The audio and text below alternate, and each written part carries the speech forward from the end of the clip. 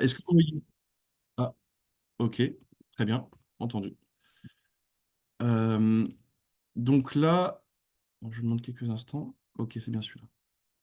J'organise un petit peu mon écran parce que j'ai pas mal d'onglets à côté. Voilà.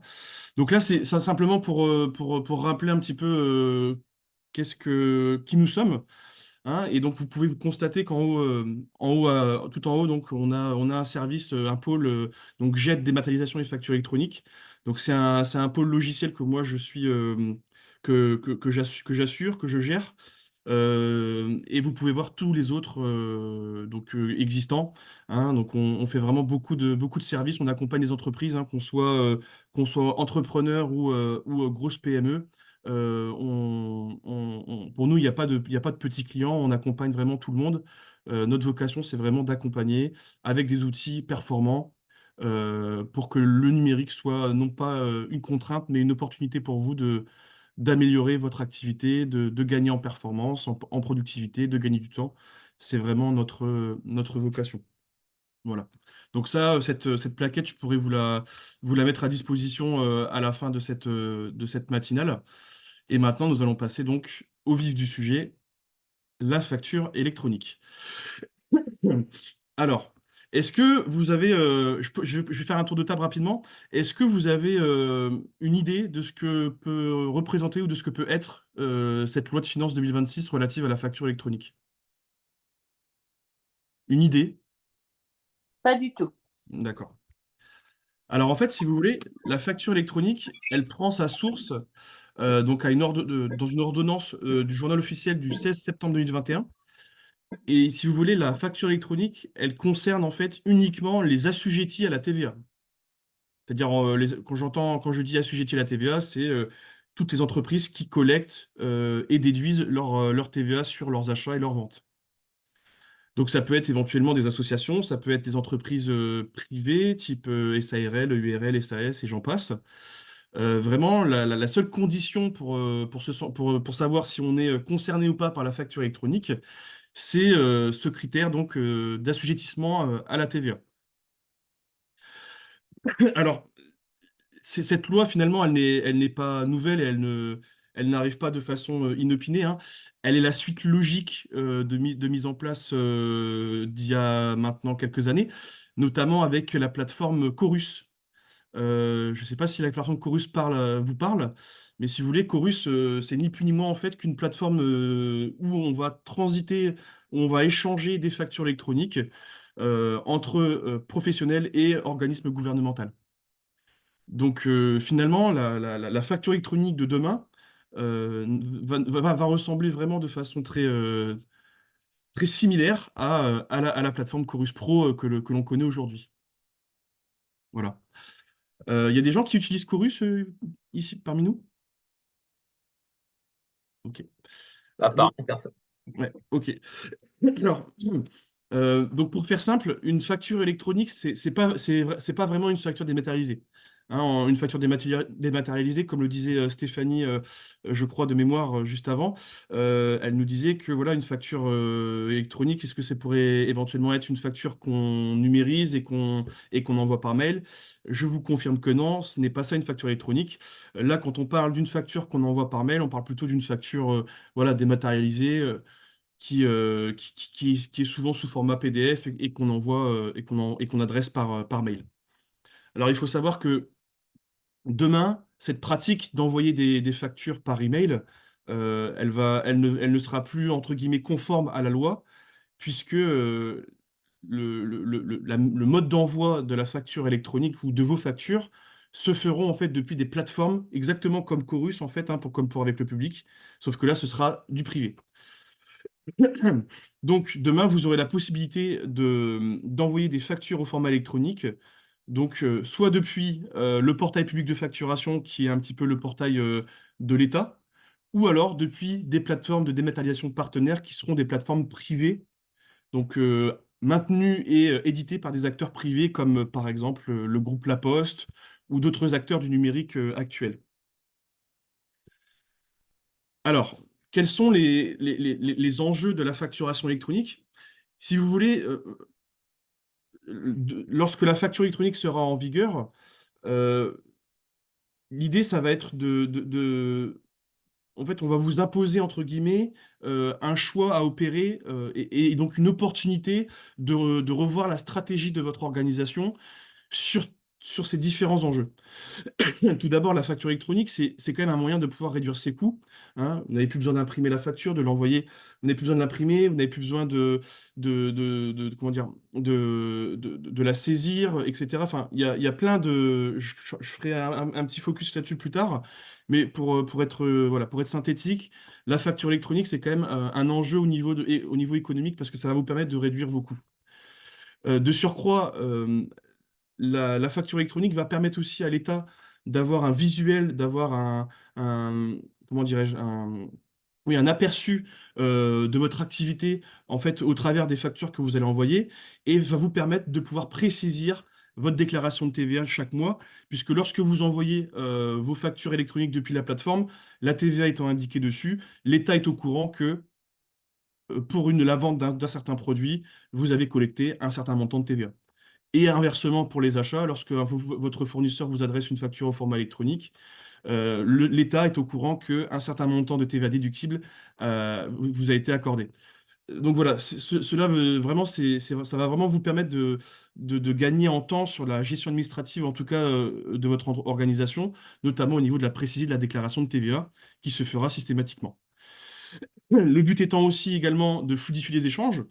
Aujourd'hui, pour envoyer ces factures ou les recevoir, vous avez différentes façons de faire. Vous avez le mail, vous avez le courrier, vous avez la main propre, vous avez ce que je dirais des drives, entre guillemets, ou des portails. Enfin voilà, il y a différentes façons, différentes manières d'adresser des factures ou de les recevoir. Demain, l'objectif, c'est d'harmoniser ce mode d'envoi en ne passant que par un seul mode, à savoir la plateforme d'État. Et puis, bien évidemment, l'objectif principal, je dirais, de cette réforme sur la facture électronique, c'est vraiment de lutter contre la fraude fiscale, la fraude à la TVA, étant, étant un enjeu majeur pour l'État, parce que de mémoire, je crois hein, qu'on est sur un manque à gagner de quelques milliards d'euros. Voilà. Alors, maintenant, on va rentrer un peu dans un détail, dans une partie un peu plus technique. Excusez-moi. Je vous coupe, je suis désolée. Je vous en prie. Mais alors ça me fait réagir parce qu'effectivement, ça fait vraiment flicage à mort. Mais Oui. quelque part, alors c'est peut-être mon esprit tordu, je ne sais pas, ou suspicieux, ou d'agent secret, mais est-ce que justement, ce genre de principe, ça risque pas de faire évoluer ou de développer une comptabilité parallèle dans les sociétés ou des choses comme ça?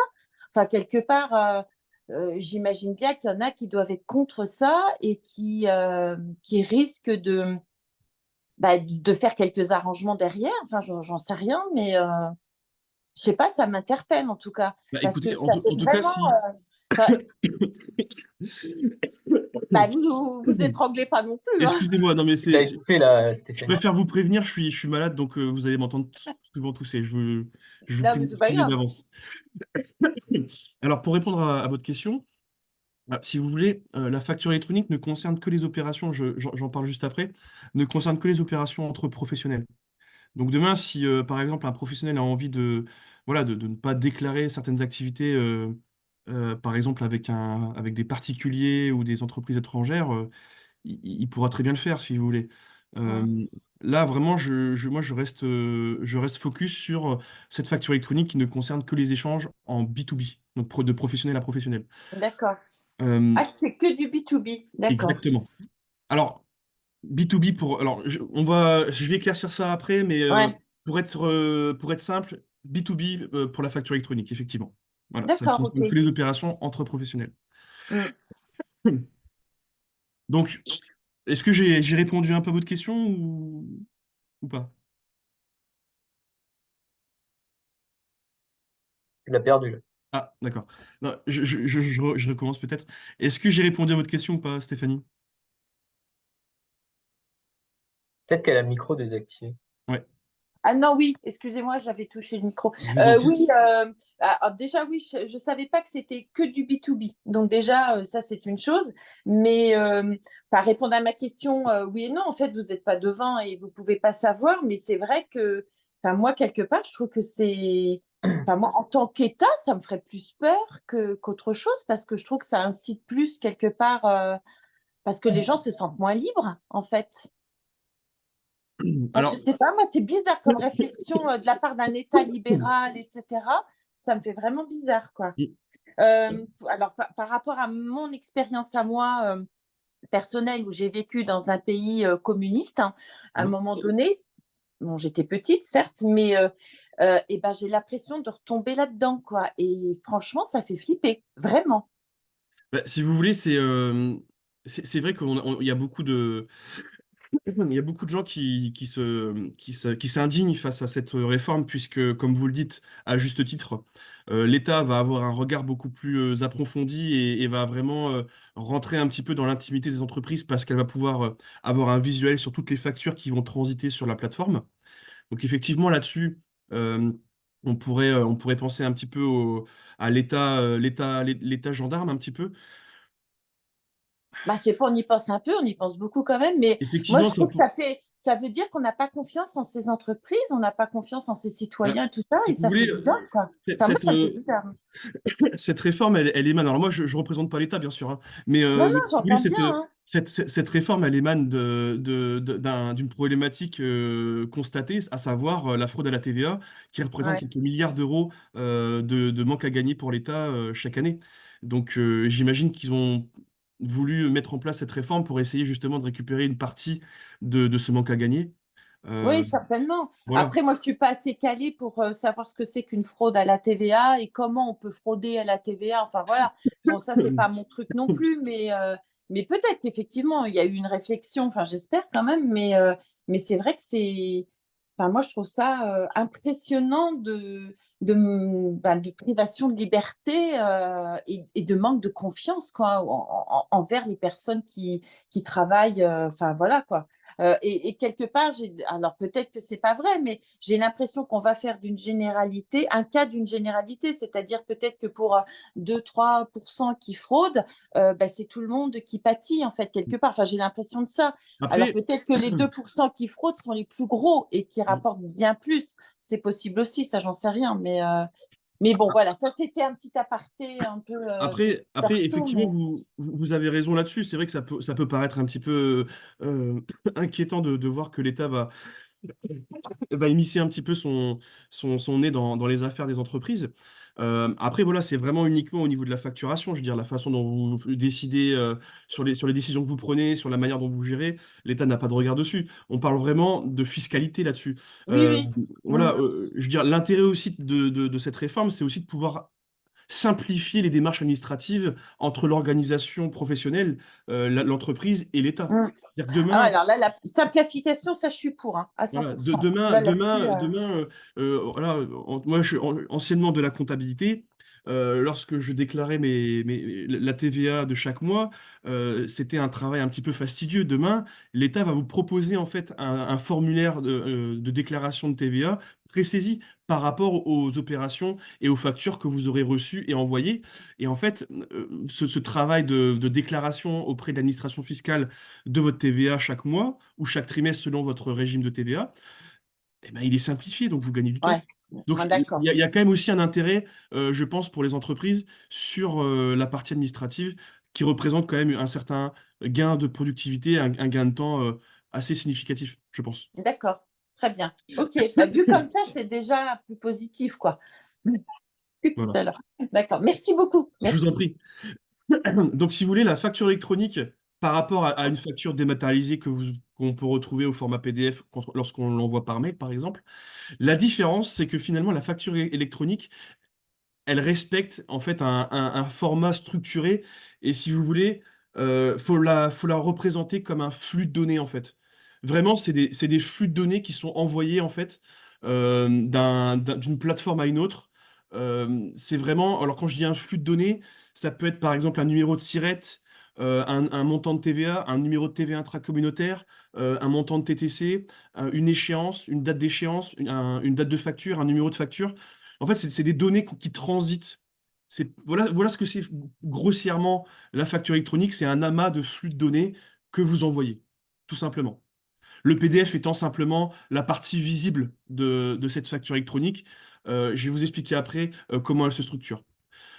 Donc finalement, la facture électronique, euh, on peut vraiment simplifier et automatiser le processus de facturation, donc au travers de l'envoi, puisqu'en fait, je dépose sur la plateforme et en fait, ça envoie directement la facture à mon client.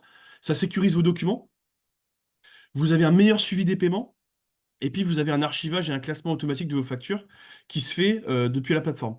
Et donc là, sur le schéma que vous retrouvez sur ma présentation à droite, c'est un peu le schéma de fonctionnement de la facture électronique d'ici 2 ans. Donc en fait, pour reprendre le schéma, je suis fournisseur, j'adresse ma facture à mon client, et donc j'ai plusieurs façons de faire. La première façon, la plus classique, c'est je dépose ma facture sur la plateforme d'État, donc qu'on appelle le portail public de facturation. Le portail du public de facturation scanne ma facture, il récupère les informations de la facture électronique, donc des mentions légales, avec le numéro de SIRET, et surtout en particulier le numéro de SIRET. Donc la plateforme de facturation dispose d'un annuaire de numéro de SIRET. Donc en fait, il va aller consulter l'annuaire, il va faire, comment dire, il va faire correspondre le numéro de SIRET qu'il a sur la facture avec l'annuaire qui s'y trouve. Il va les faire correspondre, il va dire, OK, ce numéro de SIRET-là, c'est pour telle entreprise, je l'envoie. Et donc, une fois qu'il a fait cette cohérence de SIRET, le portail public de facturation adresse donc la facture du fournisseur à son client. Et son client vient la récupérer sur le portail public de facturation. Voilà un petit peu le fonctionnement. Et l'État, lui, administre ce portail public de facturation et donc récupère les informations fiscales de la facture pour les récupérer dans leur base de données. Donc ça, c'est le premier schéma. Le deuxième schéma, c'est donc, comme je vous avais dit juste avant, vous avez deux façons de pouvoir adresser vos factures, soit via le portail public de facturation, soit via donc des plateformes de dématérialisation partenaires qui sont des plateformes privées et donc qui vont venir se connecter au portail public de facturation. Et donc, vous avez le second schéma qui est en pointillé, où en gros, vous êtes un fournisseur, vous déposez votre facture électronique sur la plateforme privée. La plateforme privée étant connectée au portail public, elle sait à qui vous devez envoyer la facture. Elle est récupérée sur la plateforme privée de votre client et le client vient la récupérer sur sa plateforme. Voilà, vous avez deux fonctionnements possibles pour adresser et recevoir des factures au format électronique. Et donc, pour revenir à la facture électronique de façon générale, si vous voulez, cette loi de finances, elle implique deux obligations. La première obligation, donc, c'est le e-invoicing. Donc, c'est ce que je vous ai dit là juste avant. C'est l'obligation d'émettre et de recevoir des factures au format électronique. Et là, vous avez donc schéma A, B, C et D. Donc, tous les possibilités de schémas possibles pour adresser ou recevoir des factures. Parce que finalement, demain, vous allez non pas avoir l'obligation de passer par le PPF, mais vous allez avoir l'obligation de choisir un mode d'envoi. Soit vous passez par le portail public de facturation, donc le portail de l'État, qui est une solution gratuite, puisque c'est l'État qui le fournit, ou bien la possibilité de passer par une plateforme privée, qui est payante, bien évidemment, pour pouvoir adresser ou recevoir vos factures. Et donc là, vous avez, selon l'option que vous aurez prise, le schéma de la facture électronique. Donc là, dans le schéma A, les deux organisations ont opté pour des plateformes privées, donc des plateformes payantes. Et donc, ils transitent de plateforme en plateforme, de plateforme privée en plateforme privée. Le schéma B, là, c'est le fournisseur qui a opté pour une plateforme privée et le client qui n'a opté que pour la solution gratuite de l'État, donc le portail public de facturation. Le schéma C, les deux entreprises ont opté pour le portail public de facturation. Et le schéma D, c'est l'inverse, c'est le fournisseur qui a opté pour le portail public de facturation et le client qui a opté pour la plateforme privée. Voilà. Est-ce que c'est clair pour vous? Là, j'ai encore une question. C'est concernant quel est l'intérêt de prendre du privé ou du public uniquement, ou Eh de bien faire justement, un mixte? vous posez une très bonne question et j'y répondrai Ah, tout d'accord. à l'heure. Parce que bien évidemment, la première question qui se pose, c'est choisir entre une plateforme privée payante et une plateforme publique gratuite. Quel est l'intérêt? Évidemment, c'est une très bonne question et j'y répondrai juste après. Sinon, pour la partie fonctionnement, est-ce que vous avez des questions? Est-ce que pour vous c'est clair? Est-ce que j'ai été assez clair? Je l'espère en tout cas.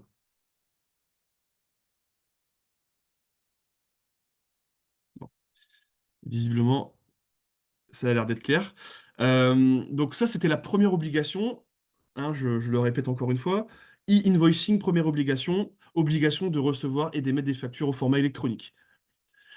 Deuxième obligation, c'est le e-reporting. Donc le e-reporting, c'est simplement en fait l'obligation de transmettre des données de transaction à l'administration fiscale.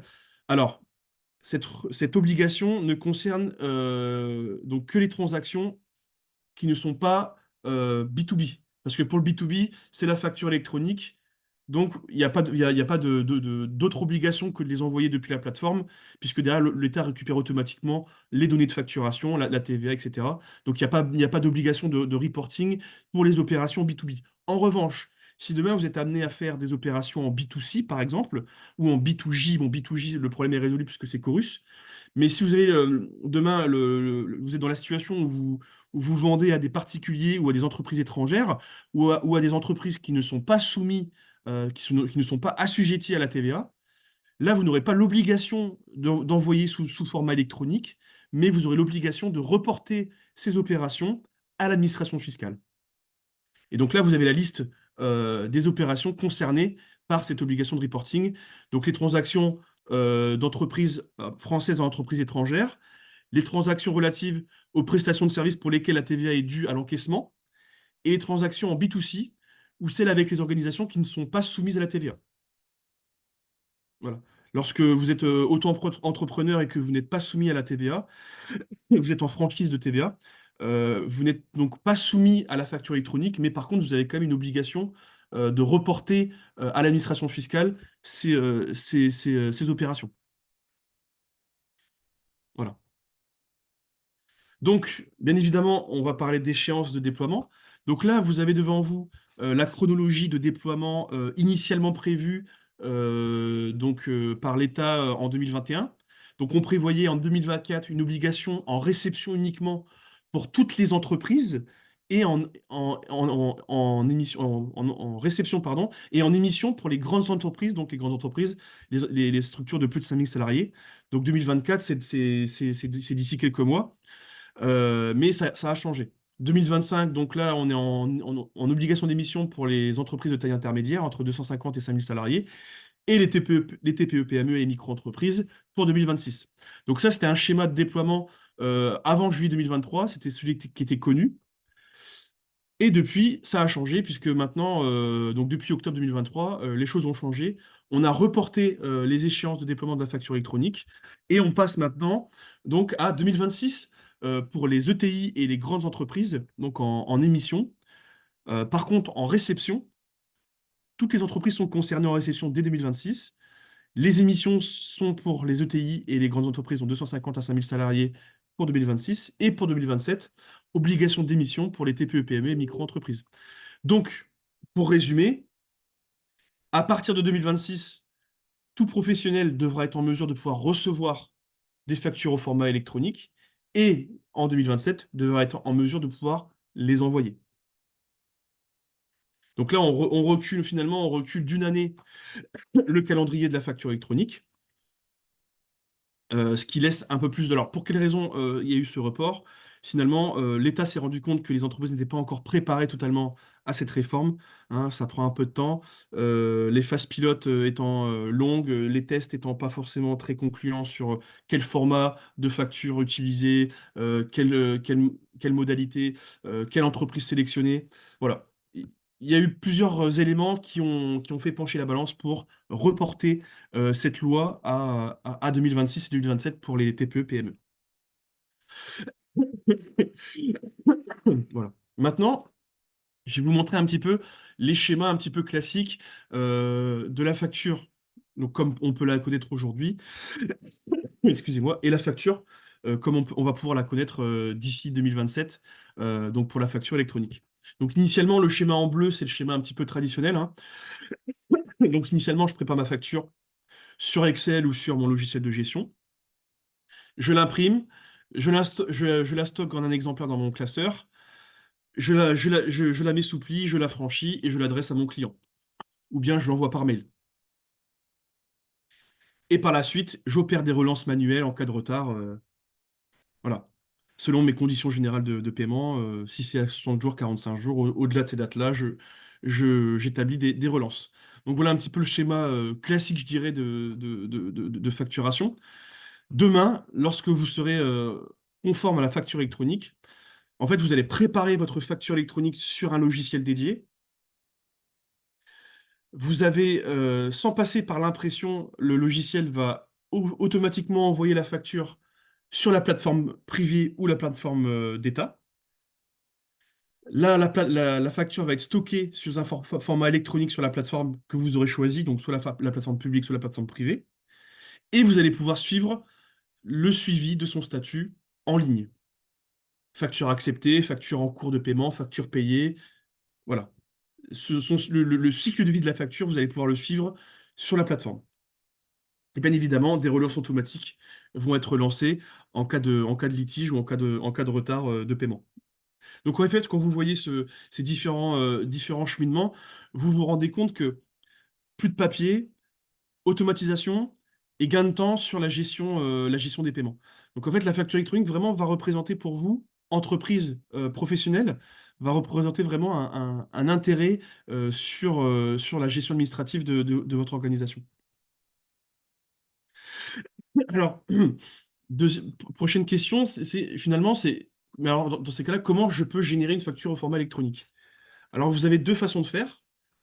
Donc, depuis la plateforme publique, en fait, comme d'habitude, je prends l'exemple de Stéphanie qui, arrêtez-moi si je me trompe, mais je crois que vous m'avez dit que vous éditiez vos factures sur Excel. C'est bien ça? Oui, en fait, oui, enfin Excel, je fais toute ma base sur Excel, mais après, voilà, enfin moi, je suis un peu prise de tête, puisqu'après, je prends cette facture base Excel que je reformate sous InDesign et voilà, et je crée un PDF après, en D'accord. fait, pour avoir un design particulier. D'accord. Et la question est, est-ce qu'on peut garder son identité visuelle quand on fait ce genre de facture électronique? Bien sûr, bien sûr. Ah oui, d'accord. Bien sûr. Alors, du coup, donc, je reprends l'exemple, je vais prendre votre exemple, Stéphanie. Donc, moi, je suis Madame Francinet. Donc, j'édite ma facture sur Excel. Je vais sur WinDesign pour avoir mon visuel et je transforme la facture au format PDF. Facture classique. Je me connecte sur le portail public de facturation. Je dépose ma facture PDF sur la plateforme. Là, à ce moment-là, je dois renseigner des champs. Donc, je vais renseigner mon montant de TVA hors taxe, mon numéro de SIRET. Je vais renseigner des informations relatives à ma facture. Et en fait, c'est le mix entre ma facture au format PDF et les champs que j'aurai renseignés qui vont faire que ensemble, ces éléments vont constituer une facture électronique. En fait, demain, la facture électronique, ce sera l'État qui va pouvoir, pour vous, générer des factures électroniques sans que ça change votre façon de fonctionner aujourd'hui.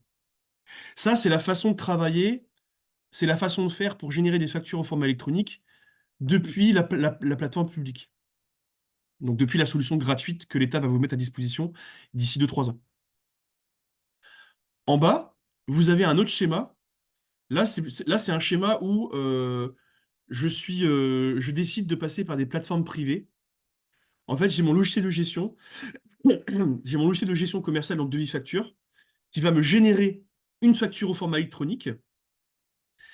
Cette facture au format électronique, j'aurai la possibilité soit de l'envoyer depuis la plateforme publique, auquel cas je vais saisir manuellement les informations et les adresser à mon client depuis la plateforme d'État, ou bien je choisis de placer par une plateforme privée, auquel cas ma facture électronique transite automatiquement de mon logiciel de gestion vers la plateforme privée, et là je n'ai rien à saisir, la saisie est automatique, et l'envoi aussi l'est, donc là vraiment je gagne un temps monstrueux sur l'envoi de mes factures à mes clients. Donc voilà comment générer une facture au format électronique. Deux options, reste dans ma façon de travailler classique. Je vais télédéclarer ma facture classique sur le portail public. Je renseigne des champs, je transforme ma facture électronique manuellement grâce à la plateforme publique. Deuxième option, je génère ma facture électronique depuis mon opérateur de dématérialisation, mon logiciel de gestion. Ma facture sort en format électronique et elle va directement dans ma plateforme privée et c'est terminé. Ma facture sera envoyée automatiquement à mon client. Voilà. Deux schémas possibles. Il y en a un qui est gratuit en haut et l'autre qui est bien sûr payant en bas. Mais alors, du coup, pourquoi opter pour une PDP? Pourquoi opter pour une plateforme privée? Si vous voulez, les plateformes privées de demain, c'est finalement les gestions électroniques documentaires d'aujourd'hui. Les gestions électroniques documentaires aujourd'hui, en fait, elles répondent à différents enjeux réglementaires et stratégiques. D'une part, vous avez une conformité à la RGPD. Donc là, c'est lorsque vous travaillez avec des collaborateurs, voilà, vous êtes plusieurs dans l'organisation, où vous récoltez des données via des questionnaires. Voilà, tout ça, ce sont des éléments qu'il faut prendre en compte au niveau RGPD pour le respect de la donnée personnelle, même avec vos clients. C'est important donc d'être conforme au RGPD. Donc, c'est un premier enjeu réglementaire. La conformité à la loi El Khomri relative au bulletin de paye, hein. Vous savez qu'aujourd'hui, vous pouvez adresser vos bulletins de paye à vos collaborateurs depuis des coffres-forts numériques, hein. Donc, plus besoin de l'envoyer à la main ou de l'envoyer par email ou de l'adresser par courrier. Là, c'est vraiment, j'envoie mon bulletin de paye sur un coffre-fort numérique. Donc là, je suis plus trop sur la partie facturation, mais la partie RH. Bien évidemment, l'enjeu réglementaire des plateformes privées, c'est d'être conforme aussi à la loi de finances 2024, anciennement 2026 maintenant. L'enjeu aussi le quatrième enjeu réglementaire, c'est l'eurodatage. Donc, quand je dis l'eurodatage, c'est-à-dire que lorsque je dépose une facture sur la plateforme, en fait, vous avez un eurodatage. C'est-à-dire qu'en fait, vous avez une date de dépose et vous avez des informations sur la date de la dépose de la facture, ce qui donne une valeur juridique à votre eurodatage. Je m'exprime différemment en prenant un exemple. Je suis au 31/12/2023. J'adresse ma facture à mon client, je la dépose depuis ma plateforme. Ma plateforme, en fait, elle dit que à 12h05, le roi Rémi a déposé une facture au 31/12. Et en fait, finalement, la date de dépose va constituer la date d'envoi de la facture. C'est-à-dire que demain, lorsque vous allez réclamer le paiement de cette facture à votre client, le client vous dira: Ah ben j'ai pas reçu la facture. Là, il ne pourra pas le dire, puisque grâce à l'eurodatage et à cette valeur probante, cette valeur juridique qu'a l'eurodatage, en fait, vous allez prouver par A plus B, ou enfin de façon évidente, que vous avez adressé votre facture à telle date et que à la date d'échéance, vous exigez le paiement de la facture. Donc en fait, ça va simplifier les démarches aussi et les éventuels litiges. C'est que finalement, votre client ne pourra plus vous dire: J'ai pas reçu votre facture. Si, je vous l'ai envoyé, voici la preuve, l'eurodatage est là, le 31/12 à midi. Et là, ce sera pas opposé, enfin, ce sera incontestable de ce fait-là. Donc ça aussi, c'est un enjeu des plateformes privées, c'est de pouvoir en fait proposer tous ces services-là. Enfin, je vais vous parler des enjeux stratégiques. Donc la plateforme privée va vous permettre de centraliser, de sécuriser votre patrimoine documentaire. Donc quand je dis patrimoine documentaire, j'entends vos contrats, j'entends vos factures, vos devis, vos bons de commande, vos bons de livraison, comment dirais-je, vos plans éventuellement si vous en avez, vos, vos bulletins de paye, voilà, tout document relatif à votre activité pourront être centralisés et sécurisés. L'enjeu également de la plateforme privée, c'est de gagner en productivité, c'est d'automatiser aussi des tâches à faible valeur ajoutée et de fluidifier le travail collaboratif. Et donc, pour tout ça, Axe aujourd'hui dispose d'une solution donc, qui s'appelle Euclès, donc, qui est un éditeur français. Et cet éditeur français Euclès, en fait, il fait partie du groupe 2K Post, et le groupe 2K Post, c'est ni plus ni moins que la branche numérique de la Poste, hein, la Poste étant un acteur national des télécoms. Et donc, ils ont une branche numérique donc, qui s'appelle 2K Post, et au sein de cette branche, il y a un éditeur de solutions de gestion électronique documentaire qui s'appelle Euclès, avec qui nous sommes partenaires et pour qui nous commercialisons cette solution. Voilà, donc j'ai terminé la partie présentation sur la facture électronique. Je vous invite à poser des questions pour y répondre et nous passerons par la suite donc par une démonstration donc d'une plateforme privée qui serait donc demain conforme à la facture électronique. Alors, moi, j'ai une question, évidemment. Demain, je passe à la TVA. Je suis auto-entrepreneur et je passe en TVA parce que mon chiffre d'affaires a dépassé. Voilà, je peux récupérer ma TVA. Quelle est concrètement la démarche que je dois faire? Enfin, à partir de 2026, hein, bien sûr, quand je dis demain, 2026, la démarche concrète, je fais quoi? Je vais voir qui? Est-ce que je me rapproche du centre des impôts? Est-ce que je dois, enfin, je fais quoi concrètement? Alors, si demain vous optez pour le portail public de facturation, donc la plateforme d'État gratuite, donc la Ouais. solution gratuite, en fait, vous allez simplement téléverser votre facture sur la plateforme, vous allez renseigner des champs, vous allez cliquer sur enregistrer, la électronique va se générer, et en fait, à partir de ce moment-là, l'État aura récupéré vos informations.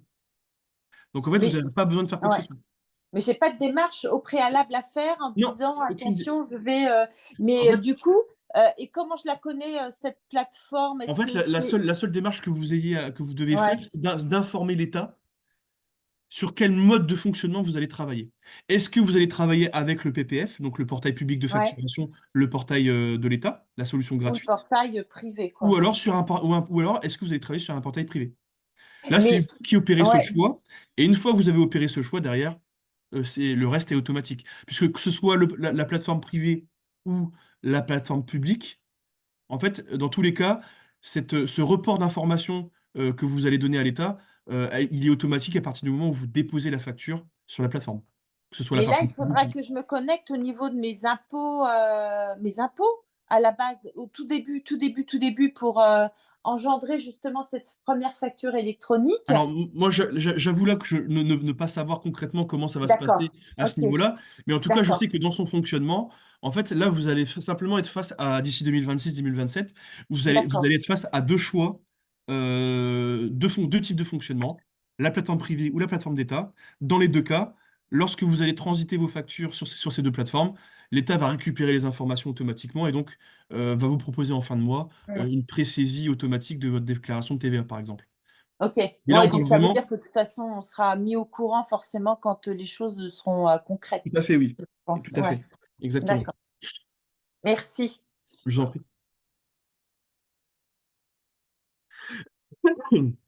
Est-ce que vous avez d'autres questions? Est-ce que c'est clair pour vous? Ou est-ce que vous avez eu une impression sur le sujet? Qu'est-ce que vous en pensez? Est-ce que j'aimerais recueillir votre avis? Bah, la vue comme ça, déjà, c'est vrai que là, il y a quand même un confort. C'est bon, voilà, hein, par rapport à ce que je disais tout à l'heure où on avait l'impression d'un peu de privation de liberté, c'est vrai qu'il y a quand même un confort, que ça peut être intéressant et je pense que le confort est vraiment optimal en passant par des plateformes privées, ça c'est clair. Et du coup, voilà, c'est vrai que le suivi automatique, et cetera, c'est quand même, c'est une souplesse aussi et on va dire peut-être une décharge mentale, de certains postes en fait qui sont, ou un peu comment dire? Rébarbatifs, mais dans le sens un peu difficile à gérer parfois parce que ça prend du temps, de l'énergie pour Exactement. pas grand-chose, au final, quoi. C'est ça.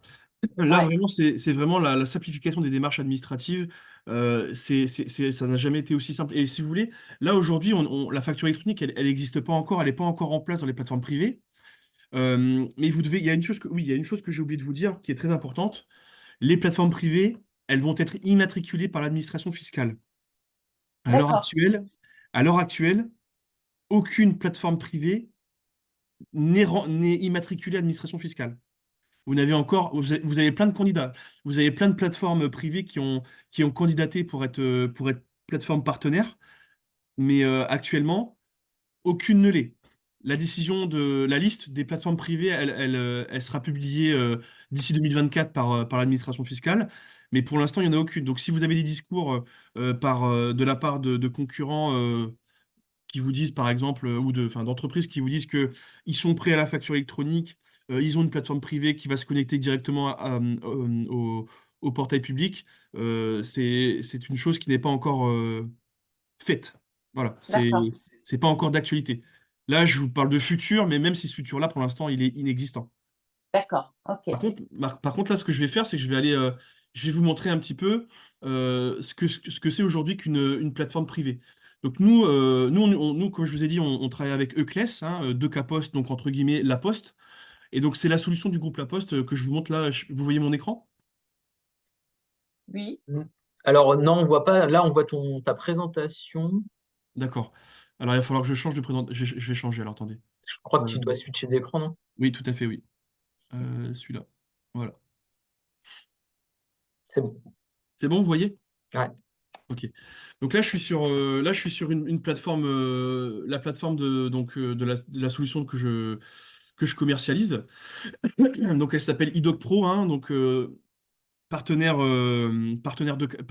du groupe La Poste. Donc en fait, finalement, c'est une plateforme web, hein. Donc voilà, vous renseignez son URL depuis Google Chrome, Mozilla Firefox, depuis votre téléphone, n'importe où. Vous pouvez y avoir accès. Vous renseignez un login, un mot de passe, et vous accédez en fait à une plateforme donc là qu'on appelle GED, de gestion électronique documentaire. Et donc c'est cette plateforme qui demain sera plateforme privée pour l'envoi et la réception de factures, hein. Et donc aujourd'hui, je vais vous parler un petit peu des autres services, en dehors des services de facturation électronique.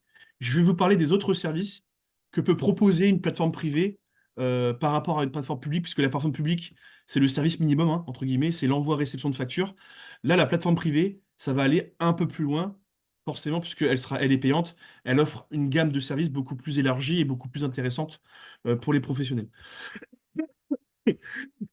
Donc pour commencer, la plateforme privée, si vous voulez, c'est une gestion électronique documentaire. Donc en fait, vous avez des dossiers, une arborescence, et vous allez pouvoir stocker vos documents.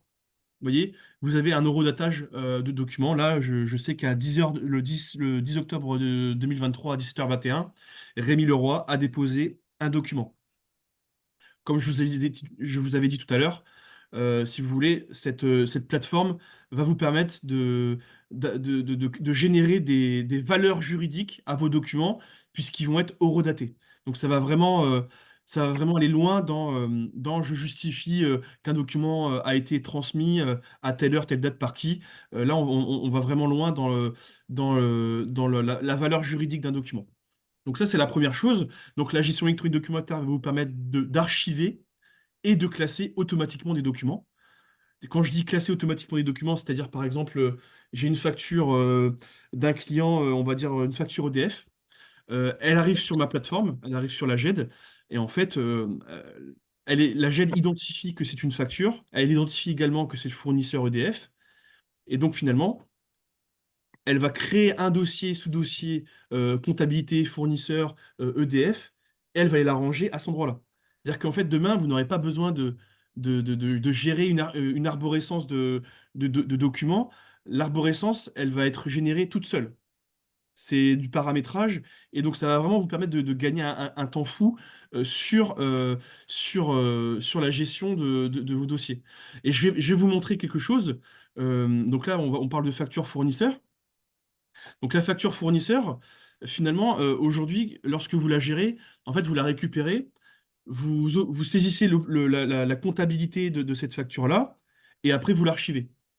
Et bien là, dans la GED, ça va être très simple de le faire, et je vais vous faire une démonstration. Là, je vais aller récupérer un lot de factures. Alors, donc, elles sont ici. Alors, elles sont où? Elles sont... je crois qu'elles sont... Où est-ce qu'elles sont mes factures? Euh, Excusez-moi, je cherche mes factures. Je vais les trouver. Elles sont pas là.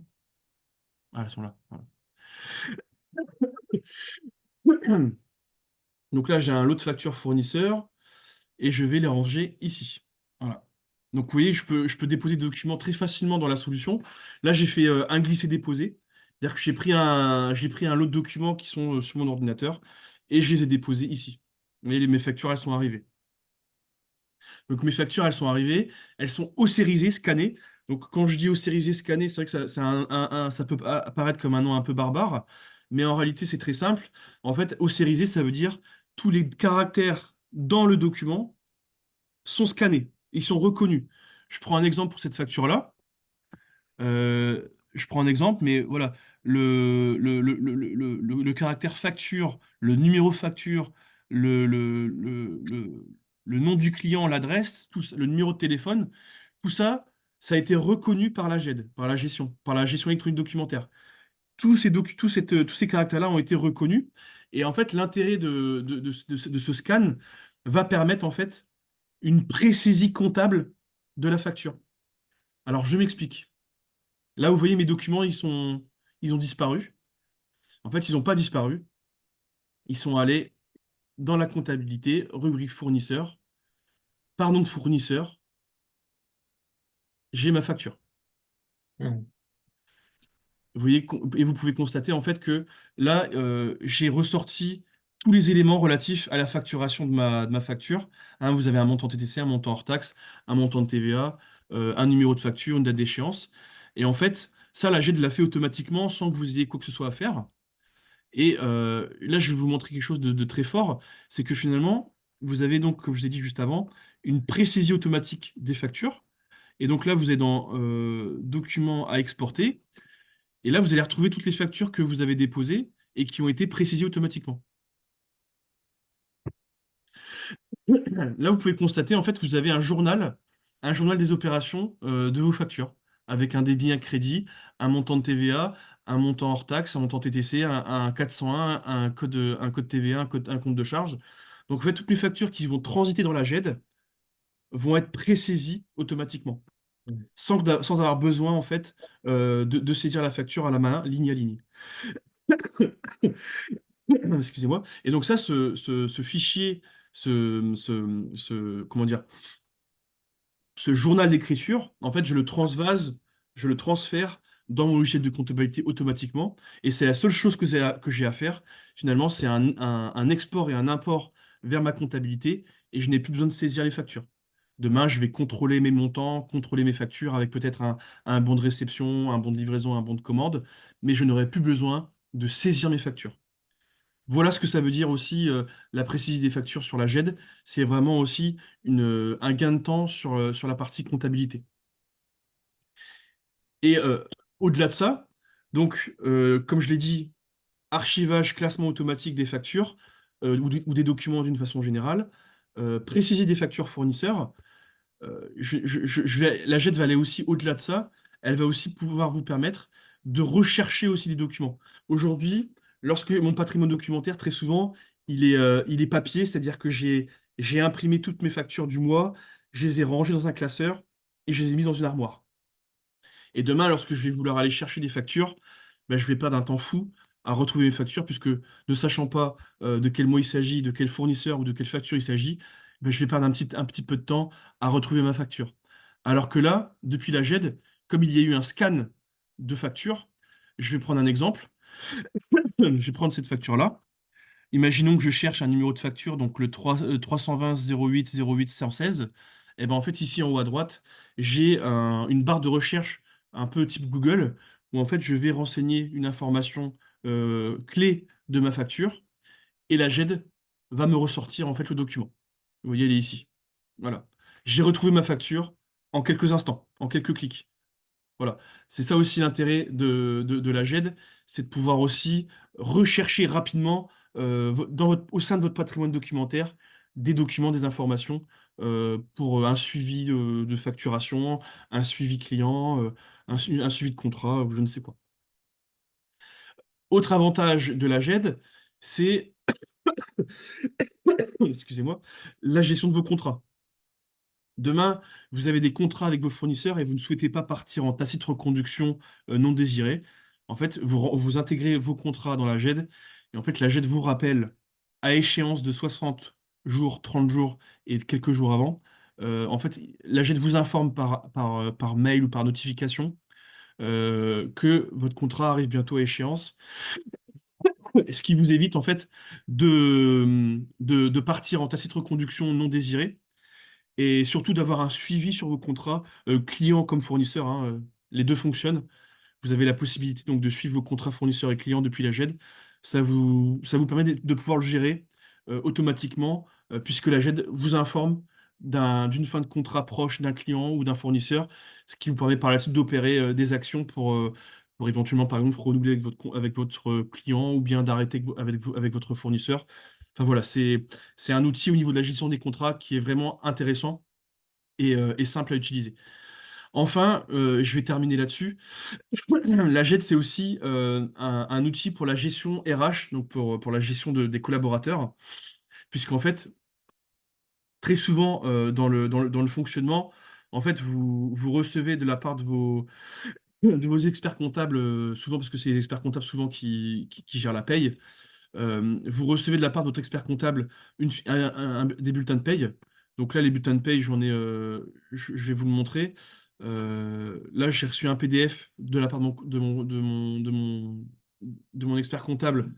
Donc j'ai une vingtaine de bulletins de paye. Alors si je le retrouve, il se trouve ici normalement.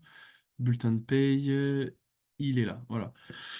Vous voyez, lorsque j'ouvre mon bulletin de paye, j'ai une vingtaine de bulletins de paye.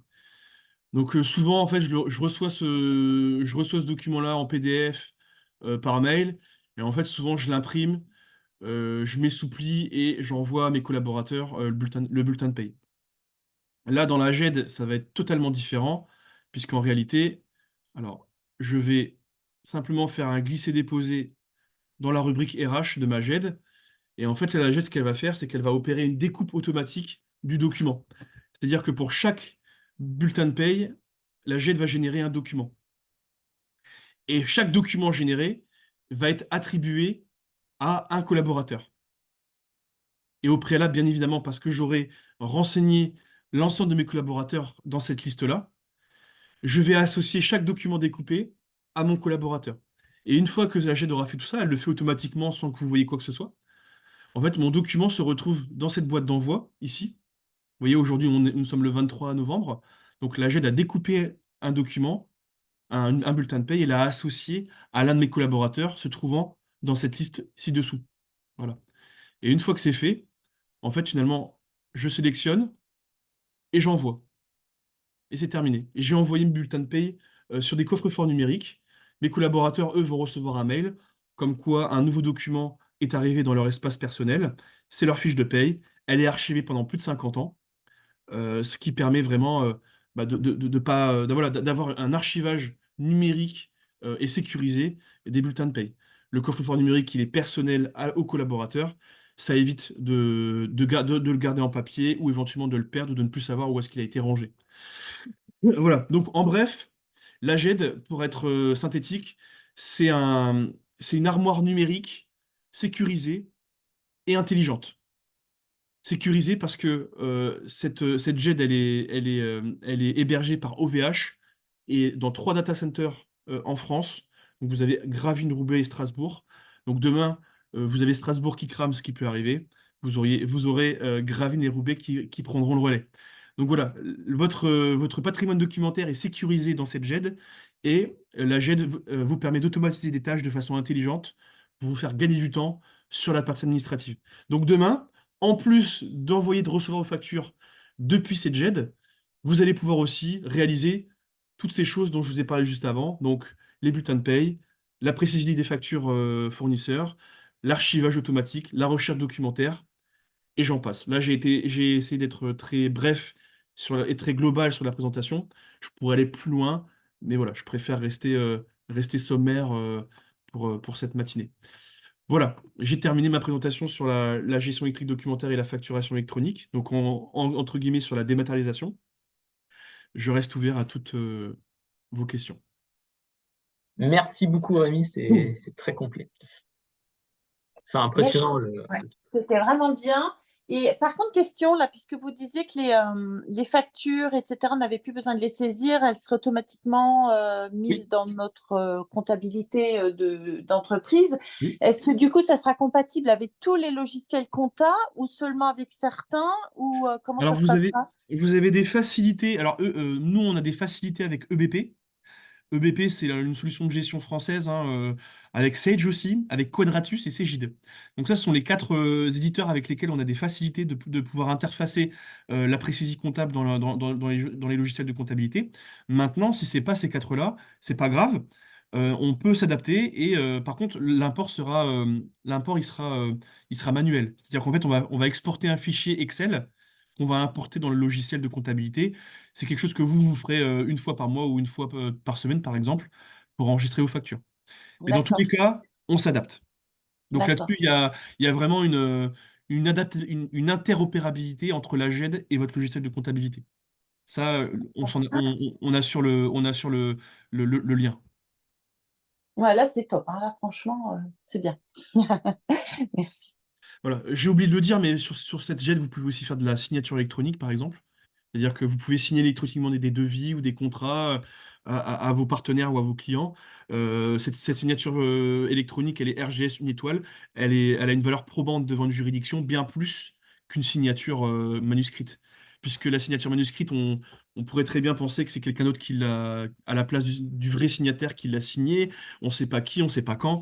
Là, la signature électronique, vous avez une double authentification par le mail et par le numéro de téléphone, donc double facteur d'authentification, ce qui vous assure davantage sur l'identité du signataire.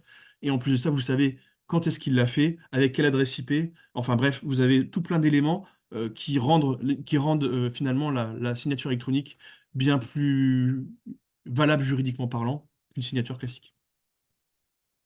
C'est un exemple, hein. Mm. Voilà. Et aussi, là, je parle pour Clément. Lorsque tu fais, par exemple, tu sais, les événements BGE Picardie ou par Ouais. exemple là, même ne serait-ce que pour cette matinale, en fait, finalement, la GED, c'est aussi un outil pour pouvoir en fait recueillir de l'information. Par exemple, là, moi, j'ai créé un atelier numérique récemment. Enfin, j'ai organisé un atelier numérique récemment. Et en fait, ce que j'ai fait, c'est que j'ai envoyé un lien par mail, enfin, entre guillemets, un QR code, et Mm. les gens, ah, il est plus disponible. Alors, excusez-moi, pourquoi il est plus disponible? Peut-être tu Euh, avais une date de début et de fin. Effectivement, vous voyez, j'avais une date au 15. Donc là, pour la démonstration, je vais l'étendre. Voilà, enregistrer. Là, je retourne en arrière. En fait, si vous voulez, c'est pareil, la JET, ça vous permet aussi d'éditer des formulaires de ce type-là, par exemple, hein. Donc là, j'avais fait, le 14 novembre dernier, j'avais fait un atelier numérique sur les métiers du bâtiment. Et en gros, voilà, un truc très simple, Mm. hein. J'ai mis trois champs à renseigner, une réponse oui-non, avec les informations relatives au RGPD. Et en fait, finalement, j'ai édité des formulaires depuis la GED. Mm. Ça peut être des formulaires internes, des formulaires vers l'extérieur, c'est vous qui voyez. Et donc, vous avez cette possibilité-là. Je pense à toi, Clément, puisque Ouais, bien sûr. voilà, bon, il y a plein de solutions aujourd'hui qui proposent, hein. La suite Microsoft permet aussi de pouvoir faire ces formulaires-là, mais au moins vous avez un outil sur lequel vous pouvez le faire. Voilà. Pour des demandes de congés, pour gérer des notes de frais, pour gérer des demandes, enfin, de clients, par exemple, des demandes de contact. Vous savez, lorsque vous avez un site web, par exemple, et que vous demandez sur le site web, vous offrez la possibilité à l'internaute de pouvoir entrer en contact avec vous. La personne clique sur le bouton. En fait, derrière ce bouton-là, c'est le lien qui est ici, là, que je mets en surbrillance. C'est le lien là sur lequel le client va être redirigé et il va simplement renseigner ses informations. Et vous, depuis la GED, vous allez être notifié que vous avez une demande de contact qui a été établie et vous pouvez y répondre. Par exemple, c'est un scénario possible, entre guillemets. Voilà. C'était un petit peu la. Là, je rentre un peu plus dans le détail, mais, Non, c'est voilà, intéressant, ça évite de multiplier les outils. exactement. On Sans- essaie de centraliser un maximum Ouais. les outils entre eux. Voilà. Est-ce que vous auriez d'autres questions ou d'autres impressions sur ce que j'ai pu présenter aujourd'hui? Ou questions? Bah, effectivement, la dématérialisation pardon, des factures, ça va être un gain de temps incroyable, que ce soit pour les comptables ou pour les experts comptables. Et effectivement, rien que la déclaration de TVA qui constitue souvent un casse-tête pour les jeunes entrepreneurs ou enfin, les entrepreneurs tout court, Oui. ou auprès de l'expert comptable, parce que bon, c'est facturé, etc. Donc c'est vrai, c'est le fait d'avoir la dématérialisation totale et la saisie automatique, c'est vraiment, c'est vraiment, c'est win-win, quoi. Enfin, moi, je la vois pas comme une contrainte. Bah, je pense que comme chaque changement hein, administratif, bah, on va s'adapter et puis les choses Là, vont là, bouger. là, il faut voir, finalement, c'est vrai, il faut voir il faut voir ce changement comme une opportunité de pouvoir évoluer, grandir dans le sens j'optimise en fait ma gestion administrative. Je l'optimise au Effectivement, ça. maximum de manière à pouvoir me concentrer au maximum sur mon activité. Parce qu'aujourd'hui, plus votre activité grandit et plus vous allez dédier de temps à l'administratif. En fait, au départ, vous êtes purement dans votre activité. Et puis, quand vous allez commencer à grandir, à vous développer, vous allez très vite être face à des impondérables administratifs. Et c'est là où peut-être vous pensez à embaucher quelqu'un pour la saisie comptable, ou pour le secrétariat, ou pour la gestion administrative. Ou bien si c'est vous qui le faites, eh ben, le temps que vous passez à ça, c'est du temps en moins que vous passez à votre activité, à être présent sur les réseaux, ou à être présent sur des événements, ou être dans le relationnel pour justement booster votre activité. Là, grâce aux outils numériques, vous allez pouvoir très rapidement, en fait, vous dégager un temps très, très important pour justement vous concentrer sur votre métier. Et là, il est là l'intérêt. Le prix de. Parce que là, on a compris qu'il y a deux choix. Soit on passe par tout est gratuit, donc avec un minima de. Excusez-moi, je vous entends pas très bien. Je suis désolé, hein. Je disais, après, il faut voir les prix, les tarifs par rapport à toutes les plateformes privées. Ah, Vous aurez peut-être une idée de fourchette, hein. alors, des tarifs, vous voulez dire? Ouais, Alors, juste une idée, hein. une fourchette, donc déjà, la plateforme d'État, bah, elle est gratuite. Elle offre un service minimum. Dans le sens où tout ce que je vous ai montré, la plateforme publique ne le fait pas. Là, la plateforme publique, c'est vraiment, je dépose une facture, je renseigne des champs, j'envoie ma facture pour avoir le suivi sur la plateforme et c'est tout. Ça n'ira pas au-delà. Mm. Alors que la plateforme privée que je vous ai montrée, elle fera ça, mais en plus de ça, elle offre tous les services dont je vous ai parlé. Bien sûr. Alors, au niveau du prix, euh, ça peut aller vraiment, une fourchette, hein, mais c'est entre 100 et 200 euros par mois. D'accord. Voilà. Donc, c'est vrai que ça représente un coût. Ça représente un coût pour le professionnel, j'en conviens. Mais c'est un coût qui, au regard de des apports et des intérêts et des avantages qu'elle peut prodiguer, eh ben, peut être intéressante à déployer. Donc, Ouais, effectivement, effectivement, c'est mieux que d'embaucher quelqu'un. voilà. Donc moi, j'ai envie de vous dire, optez pour une plateforme privée, oui, mais pas à n'importe quelle condition. Vous voyez, je suis pas en train de vendre absolument cette solution. Moi, mon but, c'est de conseiller au maximum les professionnels et de pas être dans la vente pour la vente, entre guillemets. Moi, ce que je veux vous dire, c'est que si vous avez, par exemple, une gestion d'une vingtaine de factures par mois, que ça vous prend pas trop de temps, je dirais une heure ou deux, par-ci, par-là, ne vous embêtez pas avec une plateforme privée, restez sur la plateforme publique, c'est gratuit, ça vous prend un peu de temps, mais ça va pas vous coûter un bras. Là, la plateforme privée, je dis pas qu'elle est chère, hein. Là, vous êtes à peu près à entre 100 et 200 euros par mois. Bon, c'est un investissement, c'est ça que je veux dire, c'est que c'est un investissement, mais c'est un investissement à partir du moment où votre gestion administrative vous prend vraiment beaucoup de temps. Si vous avez 50 factures, 100 factures à gérer tous les mois, là, ça devient intéressant. Mm. En fait, finalement, le choix à opérer sur est-ce que je prends le portail public de facturation ou une plateforme privée, il va s'opérer par rapport au volume d'activité que vous avez. Si vous avez, voilà, comme je dis, à partir de 50, entre 50 et 100 factures à gérer tous les mois, là, ça devient intéressant. En dessous, ça se discute. Même si pour une personne, uniquement une personne, une jet pourrait suffire, il n'y a pas de problème. On serait à peu près sur une centaine d'euros par mois. Ça se fait, hein. Je veux dire, c'est pas parce qu'on est tout seul qu'on n'a pas besoin de GED. Ça dépend de quelles sont nos attentes et qu'est-ce qu'on veut en faire. Mais voilà, pour moi, voilà, mon conseil, c'est réfléchissez bien sur votre activité. Est-ce qu'elle est impactante administrativement pour vous? Est-ce que vous aimeriez vous dégager du temps? Et est-ce que ce gain de temps vaut à peu près une centaine d'euros par mois? Voilà, c'est vous qui voyez ça. Ça, c'est à vous de voir après. Mais en tout cas, vous pouvez au moins avoir un aperçu de toutes les possibilités et de tous les avantages que peut procurer une GED au sein d'une organisation. Merci. Voilà, je vous en prie.